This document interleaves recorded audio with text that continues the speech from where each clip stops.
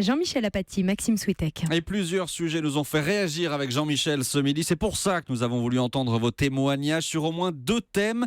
D'abord, la colère des cadres. Étude parue aujourd'hui. Les cadres en entreprise ont l'impression d'avoir fait beaucoup d'efforts pendant la crise et de ne pas être récompensés aujourd'hui maintenant qu'il y a une toute petite reprise. Appelez-nous au 39 21. On en parle avec vous dans 5 minutes. Mais d'abord, Jean-Michel, ce coup de rabot sur les allocations handicapées. Oui, on a lu ce papier ce matin, Maxime, dans Libération. Je crois que c'est un peu l'un des seuls journaux qui a repéré le sujet. Il nous a intéressés parce qu'effectivement, on sait que les allocations pour les adultes handicapés ou pour les handicapés en général d'ailleurs, sont tout de même très basses. Et donc, voir que des mesures fiscales pouvaient encore venir les diminuer, ça nous a évidemment alertés. Vous avez pu entendre le responsable d'une association dans le journal tout à l'heure. Et maintenant, nous avons fait appel à vos témoignages sur l'antenne d'Europe 1. Et nous avons notamment en ligne François. Vous êtes à Amiens. François, bonjour. Ah oui, bonjour. Et donc, vous êtes potentiellement concerné par cette mesure fiscale que les députés examineront ce soir en séance publique. Votre allocation handicapée pourrait diminuer si vous avez une épargne. Voilà, moi j'ai appris en fait que les intérêts du livret A seront bientôt déductibles de l'allocation adulte handicapé. Exact, c'est ça. Je suis scandalisé car non seulement on se retrouve handicapé sans forcément le vouloir, Bien sûr. et tout est fait en fait pour qu'on puisse pas vivre. Si comme moi, les personnes ont un handicap supérieur à 80% et qu'ils étaient à la limite indépendants, on se retrouve avec un refus d'assurance si on veut acheter un logement. On se retrouve avec des refus de bailleurs sociaux ou publics pour trouver un logement car vous n'avez pas de fiche de paye. Vous vous trouvez avec des refus de RSI de vous faire cotiser le minimum. Du coup, le RSI, en fait, ce qui vous verse en invalidité, ils vous le reprennent aussi en cotisation. Donc aujourd'hui, on va prendre en compte le montant des intérêts de vos livrets pour diminuer le montant de votre allocation.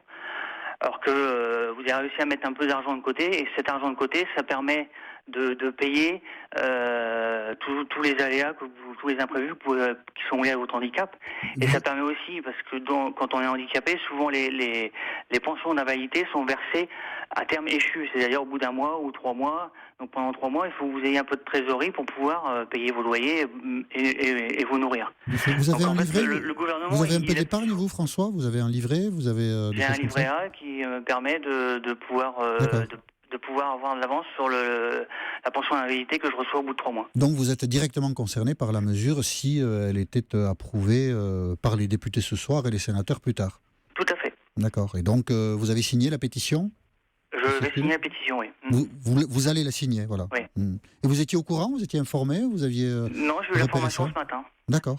Et apparemment, c'est une information qui a été diffusée il y a au moins 1 mois. Oui, je ne sais pas trop comment elle a été diffusée, mais disons qu'elle est repérée depuis que le projet de loi de finances a été présenté par le gouvernement, effectivement. Elle a été discrètement diffusée il y a à peu près 1 mois. Ouais, Personne n'a été relayé au niveau des informations. C'est vrai qu'on l'a commencé à être relayé aujourd'hui par les différents médias, quoi. D'accord. Bon, mais écoutez, François, merci de nous avoir fait part de votre situation et d'avoir appelé le 3921. Nous étions heureux de vous accueillir sur l'antenne d'Europe 1. Bonjour Chantal. Oui, bonjour. Vous êtes à Bailly, dans les Yvelines? Oui, tout à fait. Et personnellement, je suis maman d'un jeune adulte de 33 ans, polyhandicapé, donc un handicap extrêmement lourd. Et comme je suis famille monoparentale, ce jeune est en internat de structure pendant que je travaille du lundi au vendredi. Et bien sûr, tous les vendredis, je vais vite le chercher et je m'en occupe durant les week-ends. Donc moi, je voulais également vous alerter parce que cette allocation d'adulte handicapé qui est de 807,65 € sous le seuil de pauvreté qui, lui, est de 987 €, et lui est donnée par la caisse d'allocation familiale, mais que cette allocation est reversée aux 3/4 parce que mon fils doit contribuer à son hébergement dans sa structure. Ça veut dire que donc, il lui reste au grand maximum par 150 mois... €. Oui, voilà, exactement. D'accord. Donc, ça veut dire que si mon fils a un petit livret de caisse d'épargne à 0,75% d'intérêt, vous voyez comme c'est merveilleux, eh bien maintenant, il aura peut-être plus assez, de son montant d'AH pour contribuer à son hébergement. Il faudra donc qu'il aille piocher dans ses petites économies. Donc, Alors, excusez-moi, Mais moi, ça fait 1 mois que je suis au courant de cette mesure. Ça fait 1 mois que je diffuse autour de moi cette mesure inacceptable. Et ça fait 1 mois que je ne décolère pas. Je comprends. Ensuite, On comprend oui. votre colère et on est heureux que vous puissiez l'exprimer sur Europe 1. Chantal, vous avez essayé, vous êtes dans les Yvelines, je ne sais pas, vous avez un député, des élus, des responsables politiques, vous avez essayé de les sensibiliser à cette situation ? Alors, Monsieur Apathy, pourquoi voulez-vous que j'aille m'adresser à des députés qui, sous la gouvernance de Monsieur Sarkozy, ont voté une augmentation de la hache et que pendant ce même temps, vous avez des députés du Parti communiste, du Parti socialiste qui sont montés au créneau en disant « mais c'est pas assez ». Donc moi, je ne peux pas convenir que ces mêmes députés vont demain, ce soir, voter une telle mesure qui va amputer la hache. Mais peut-être parce que visiblement les députés eux-mêmes sont un peu sensibles aux arguments des associations d'handicapés qui disent que cette mesure fiscale est tout de même un peu difficile à accepter. Et je rappelle juste AAH, Allez-y, Maxime. allocation adulte Allocation handicapé. adulte handicapé, oui. Oui, tout à fait. Visiblement, les députés eux-mêmes, à défaut de découvrir exactement la disposition, en ont débattu la semaine dernière en commission et se demandent ce soir s'ils doivent la voter ou pas. Eh bien, moi, je crois que, vous savez, il y a une citation de Paul Valéry qui dit, tout simplement, que quand on commence à s'attaquer aux plus vulnérables, c'est la force des lâches. Alors, je crois que la réponse est là. Donc, messieurs les députés, aidez-nous, ne nous enfoncez pas et ne votez pas. En tout cas, si je comprends bien, Chantal, la colère que vous ressentez vous a éloigné de toute envie de faire une démarche auprès des élus de votre département, par exemple. Tout à fait, parce que je ne crois plus du tout en eux. D'accord, ben voilà. Écoutez, c'est votre témoignage, c'est votre témoignage et vous avez pu le livrer en toute liberté sur l'antenne d'Europe 1 et je vous remercie, Chantal, de l'avoir fait. Avec nous en ligne, Anne-Marie. Bonjour Anne-Marie. Bonjour Monsieur Apathy. Vous êtes à Nancy, en Meurthe-et-Moselle. Absolument. Et vous avez vous aussi un enfant adulte handicapé? Alors moi j'ai un enfant adulte handicapé de 34 ans qui s'appelle Charles, qui du jour au lendemain a contracté une maladie il y a 8 ans qui s'appelle la maladie de Charcot, qui est une maladie neurologique dégénérative. C'est-à-dire qu'actuellement, Charles est sur une chaise, il ne peut plus parler, il ne peut plus manger normalement, c'est-à-dire qu'on doit lui mouliner ses aliments pour le nourrir. Il n'a plus de vie sociale, voilà. Donc c'est une personne qui a toutes ses fonctions neurologiques intactes, mais qui ne peut plus profiter de la vie ni vaquer à des occupations qui sont les plus simples, marcher, voilà, se promener, c'est plus possible pour lui. Voilà.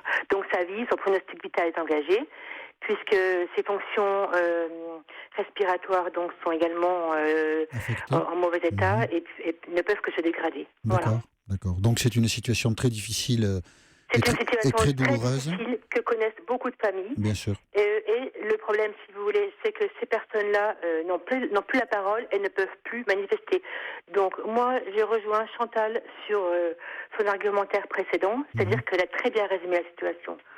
On profite, si vous voulez, de la vulnérabilité de ces personnes qui ne peuvent pas manifester, pas dans la rue, qui ne peuvent pas prendre la parole pour aller les enfoncer dans la précarité, c'est-à-dire qu'on va leur prendre le peu de ressources qu'ils avaient acquises auparavant. C'est-à-dire que Charles, son livret A, ça représente ces quelques années d'activité qu'il a eues avant sa maladie. Voilà.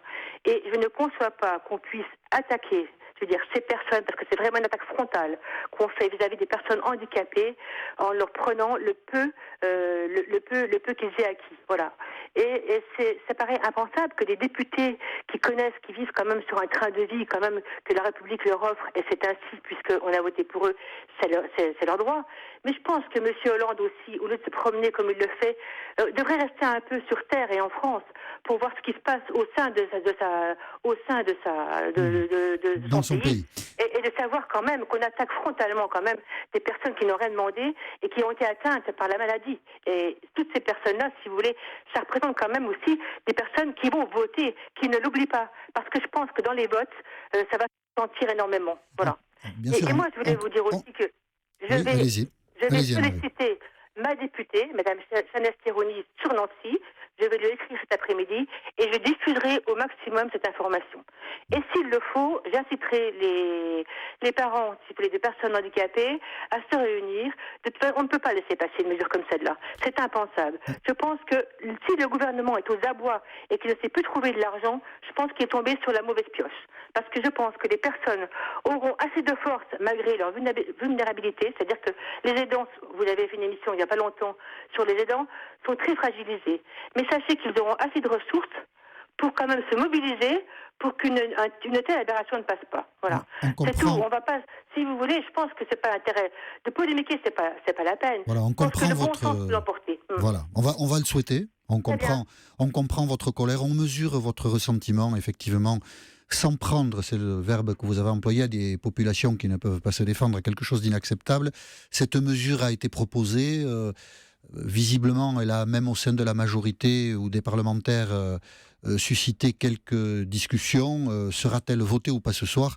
Nous suivrons bien entendu attentivement ce débat et nous sommes heureux, Anne-Marie, d'avoir pu vous donner la parole et nous mesurons la douleur et la difficulté auxquelles vous êtes confrontée. Bonjour Laura.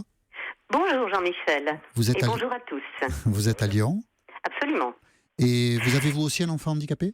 Alors non, je suis moi-même handicapée. Vous êtes handicapée. D'abord, je tiens à dire que j'ai trouvé les deux précédents témoignages extrêmement dignes, extrêmement riches. Et vraiment, je suis très heureuse que ces deux personnes aient pu passer à l'antenne. Vraiment. Et nous sommes heureux aussi de vous donner la parole, Laura. Merci. Alors moi je suis handicapée, je suis non-voyante. J'ai la chance d'avoir un travail qui du coup fait que je ne touche pas la location adulte handicapé. J'y ai droit mais je ne la touche pas parce que mes ressources dépassent le plafond. Et c'est tout à fait normal que je ne la touche pas du fait de mes ressources. Je comprends. Après, symboliquement, alors évidemment je cautionne tout ce qui vient d'être dit, je ne le répéterai pas. Symboliquement, je trouve l'idée qu'on puisse toucher à ces allocations extrêmement grave. Comme disait la dame auparavant, un gouvernement de gauche faire une telle, parce que je ne parle même pas de l'adoption de cette proposition, je parle même de l'idée. De la proposition. Qu'on ait pu émettre cette proposition. Effectivement, alors moi j'ai pour coutume de dire que les personnes handicapées ont les soucis de tout le monde plus les leurs. À savoir que la précarité est très difficile déjà pour quelqu'un. Alors encore une fois, tout le monde a ses problèmes qui sont plus ou moins lourds, etc. Mais la précarité avec le handicap, elle est très difficile à supporter. Et je ne suis pas du tout en train de placer les handicapés en victimes. Je tiens à le dire. Je pense que c'est vraiment une réalité que je décris.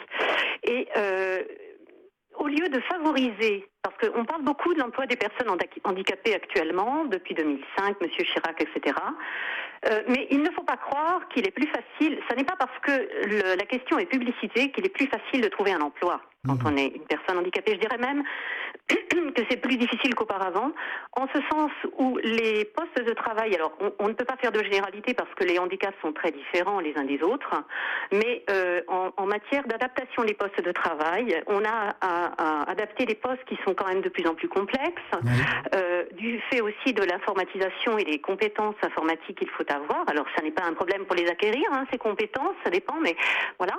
Après, il faut pouvoir adapter les postes. Et il y a des postes qui, évidemment, sont tout à fait fermés à certains handicaps pour des raisons tout à fait évidentes. On ne va pas être chauffeur de car si on ne voit rien du tout. Voilà. Donc, si vous voulez, juste ce que je voulais dire... Quelle est votre activité professionnelle, Laura ? Je suis professeur. D'accord. Professeur je suis dans la fonction publique. Je suis professeur des écoles. D'accord. Et je trouve effectivement des gens qui ne pourront jamais travailler, leur enlever ces petites choses. Puis en plus, c'est vraiment des économies de bout de chandelle. Je partage votre sentiment, Laura. Et c'est extrêmement dommage. À mon avis, moralement, ce sera extrêmement dommageable à ce gouvernement. Voilà. Quoi qu'il arrive au deuxième tour d'élection présidentielle, en ce qui me concerne, je ne suis qu'une électrice parmi d'autres, mais je ne voterai jamais François Hollande. Jamais. Écoutez, on va dire que c'est le mot de la fin ? Si vous le voulez. Juste une dernière chose, si je peux me permettre. Bien sûr, bien sûr. Je trouve qu'il est absolument honteux de la part d'un gouvernement socialiste d'oser se proclamer socialiste après avoir cautionné qu'une telle proposition puisse arriver à l'Assemblée nationale. Je me sens profondément scandalisée en tant que femme de gauche et voilà, je suis atterrée, horrifiée. Voilà. Voilà. C'est dit, Laura. Merci d'avoir apporté votre témoignage et d'avoir formulé les choses comme vous l'avez fait, en tout cas en toute liberté. Et si je comprends bien, en toute franchise, nous vous remercions tous de nous avoir appelés sur ce sujet. Nous suivrons le vote ce soir à l'Assemblée nationale, et bien sûr sur cette question d'une possible réduction de l'allocation adulte handicapé. Et nous poursuivons notre dialogue sur la colère des cadres dans une minute. À tout de suite. Jean-Michel Apathy, Maxime Switek.